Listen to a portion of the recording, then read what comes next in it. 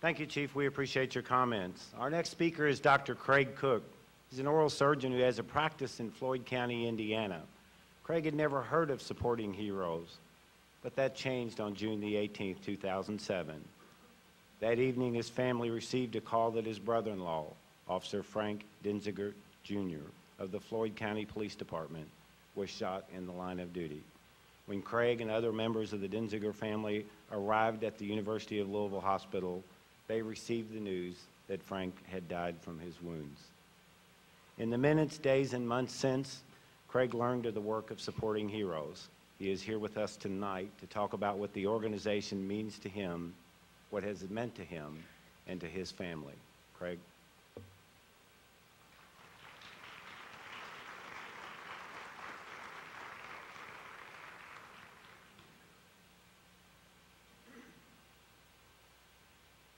Good evening. On June 18th, 2007, Officer Frank Charles Denzinger responded to a domestic dispute call. I'm certain it seemed like hundreds of calls before, but I don't think it would be fair to call it routine when a police officer puts his or her life on the line every day. From that night on, life has forever changed. It has changed for his friends, it has changed for his coworkers, it has changed for the general public, and it's changed for his family. As he said, my name is Craig Cook, and almost 20 years ago, I was blessed to have met Officer Denzinger's sister. Along with this woman, I got to meet a terrific family, her mother and father, her sister, and of course, her baby brother. They all seemed to welcome me with open arms, although maybe I don't really want to know what they thought of me right off the bat. Apparently they caved in because we were married 15 years ago this summer, and my wife's little brother was standing there with me that night. He stood there with us at the birth of our children and their baptisms. We stood and watched him marry his wife and welcome the light of the life into the world in his little girl. Then I had to stand and watch him laid to rest, which to this day doesn't seem possible. It seems like a bad dream that just won't go away. I was born with an older brother, and when my wife and her sister agreed to a double wedding, I was lucky enough to get an even older brother-in-law. I had always been the youngest, but thanks to my wife's little brother, I was no longer the youngest. I didn't feel that either he or my other brother-in-law were in-laws. I wasn't raised with him, we didn't have the same parents, but he felt like a little brother.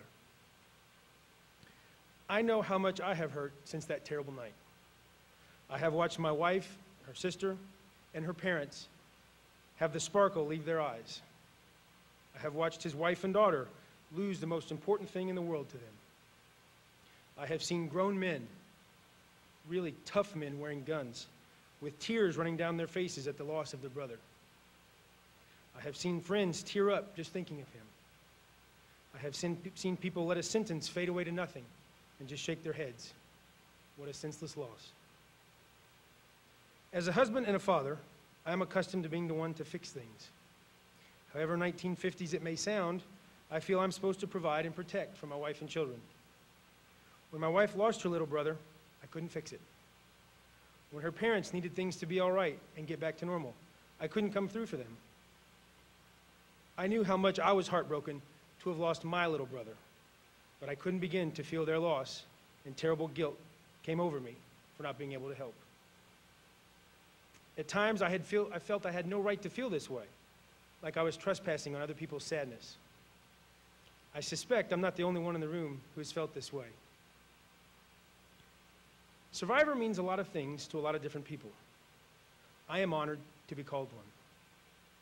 The heroes who make the ultimate sacrifice have the toughest job, clearly.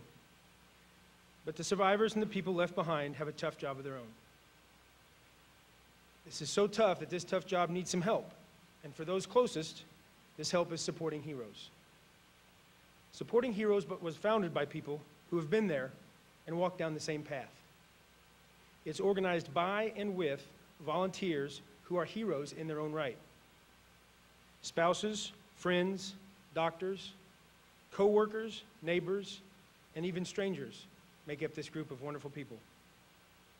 On that awful night in June of 2007, there were many different people at the hospital. In some ways, it was a real blur. And when I think back to that night, I remember meeting several people. Many of those people are here tonight.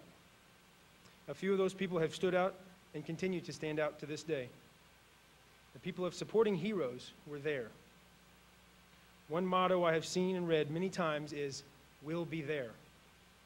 They were there that night as our world fell apart, and I'm confident they will be there in the future whenever someone needs them. I would like to share with you a few of the things Supporting Heroes has done for our family. When they say they will be there, they're not kidding. When we received the call that Frank had been injured and was on the way to the hospital, we dropped what we were doing and rushed right over, as you can imagine. The people from Supporting Heroes were already there. They even beat some of the family members. They, of course, stayed with us all evening, offering anything we needed in the way of help. My wife's sister and her family were on vacation in Florida. They're usually very connected and, from an electronic standpoint, easy to reach, but for one reason or another, that night we couldn't reach them. Come to find out, they'd left their cell phones in their hotel room. My wife's world felt like it was falling apart, and she couldn't talk to her sister. The people from Supporting Heroes asked many times if there was anything they could do, and they had picked up on the fact that we couldn't reach some family members. So they pulled me aside and took all the information and went to work. I didn't have to ask for any help. They just knew what we needed, and they got to it. Supporting Heroes called their friends, and they worked out some amazing things. They had the Orlando Police Department ready to begin a manhunt to make sure they could find them in person. They contacted the airlines and changed their plane tickets the very first thing the next morning to get home. They contacted the rental car agency to facilitate a quick return of the rental car. They arranged police escorts to the airport, at the gate, and on the way home once they returned. All of this was arranged before we could reach them on the phone. They even had several calls into their friends and allies to find a private plane to try to fly them home right then and there in the middle of the night. And in fact, they actually found one. But it was far enough away, and by the time they could get it refueled and the pilot rested, it wasn't going to be much different than getting them home the way they had it planned. Supporting Heroes was there for Frank's widow and daughter that night with an immediate gift of financial support. The loss of a loved one is such a shock, and so many panicked thoughts go through the mind of the survivors. One thought that Supporting Heroes can alleviate is, how will we eat this week? How will the bills be paid? Normal routine questions that become overwhelming. The fact that Supporting Heroes has that support allows the family to grieve without the extra stress of the financial concerns. They also offer to sit down with the family and make sure that the financial situation is under control until the grief, as Rebecca said, becomes the new normal. This helps to remove at least one big burden from their life. At the hospital that night, we were able to say goodbye to Frank after he was out of the operating room. Supporting Heroes had a uniformed guard as an honor guard there, watching over Frank in the hospital to stay with him. Thanks to those heroes and the many other officers who stood with him, Frank was not alone the entire week until he was laid to rest. 24 hours a day, they watched over him. I believe he is now helping to watch over them. As I said, the promise you read and you hear is, "We'll be there." Supporting Heroes was there throughout the week. They offered shoulders to cry on, solemn advice as how to honor Frank best.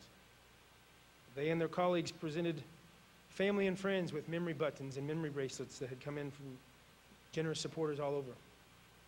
They cried with us, they prayed with us, they broke bread with us, and they helped guide us through one of the worst storms of our lives. And they did it for no gain. They have no hidden agenda. They want no credit. They simply want to help, period. In this day and age, help with no strings attached is a rare thing, and we are forever grateful. I like to think I'm a pretty positive person. However, the tragedy that our family has endured cannot be spun with a positive aspect. From where I'm sitting and standing, there is no silver lining to this cloud. Many of you who have lost your heroes feel the same way. Bad things sometimes happen to good people like Frank. But I believe the best way to honor them is to live. I am sure most of the heroes who pay tribute with the ultimate sacrifice would say they were just doing their job. Boy, that couldn't be a bigger understatement. However, our job is to soldier on and live our lives, to make a positive difference somehow. We honor them every day with our actions and our thoughts.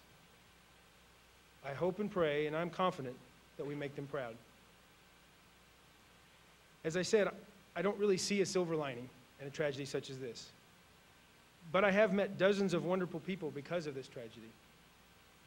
I've gotten to know many people who I'd already met but didn't really know them, and I've gotten to know them very well.